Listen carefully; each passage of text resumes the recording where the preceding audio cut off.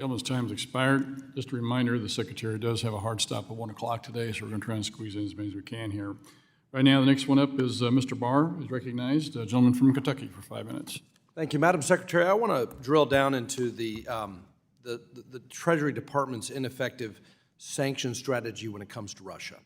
A June 26 Wall Street Journal article highlighted a collision of foreign and energy policies within the Biden administration and frustration among Treasury staffers over the lack of action against oil trading networks that ferry Russian and Iranian oil. While Treasury sanctions on the one hand are attempts to, quote, throw sand in the gears of Russia and Iran's oil export machines, unquote, the article identifies attempts by the National Economic Council, led by Lael Brainerd, to keep global oil output up to ward off pressures on inflation and, quote, keep gas prices stable ahead of the election by encouraging oil to flow into global markets, unquote. Secretary Yellen, who is running the show in the administration? Those who want to be tough on our adversaries like Russia and Iran, or those who want to ensure that global oil flows keep gas prices stable ahead of the election? It's a very good question. I think the article is frankly very misleading because the NEC and Treasury are really on the same page. We've been working together closely, and we really have identical goals. So the same page in terms of trying to defend this failed oil price cap scheme. I'm sorry, I don't think it's a failed. Well, let me reclaim my time. Bloomberg reported last week that Russia's government revenues from oil sales rose almost 50% compared to last year. If this is not an indictment of Treasury's licensing policy and the failure of the oil price cap scheme, I don't know what is.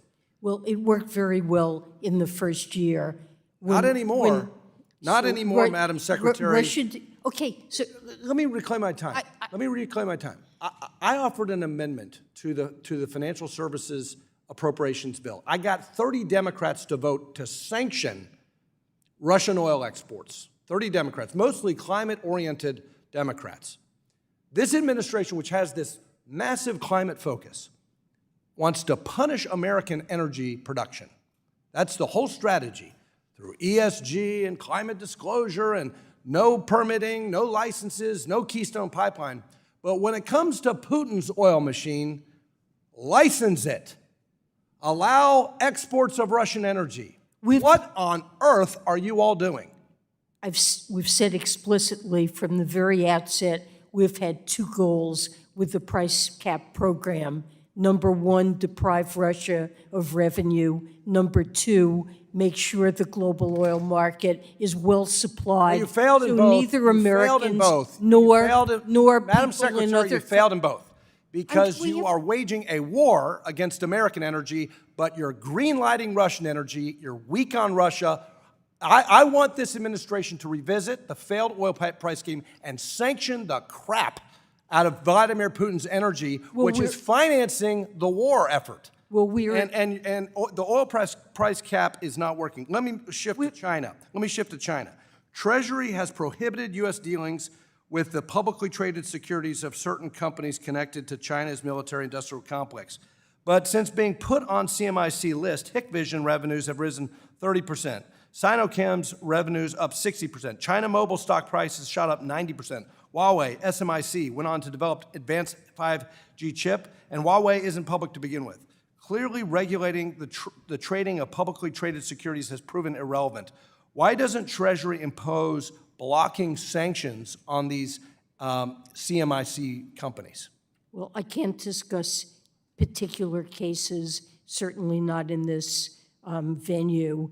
We're always looking at entities that are engaging in activity that could merit sanctions. Well, Madam Secretary, would Treasury welcome an opportunity by legislation, my bill, on China outbound? You all have issued an executive order. I think it's Congress's responsibility to create an outbound investment framework. Would Treasury welcome an opportunity through legislation to explain on an annual basis why it has refrained from imposing full blocking sanctions on Chinese entities on the CMIC list, and it could be perhaps in a skiff. Well, we can discuss it with you, and I'll have my staff be in touch with yours to understand the Well, we've got a details list of of what you have in Chinese mind. military-industrial complex companies, but Treasury hasn't sanctioned any of them. That's a real good question for Treasury to answer to the American people through their elected representatives in Congress, and with that, I yield.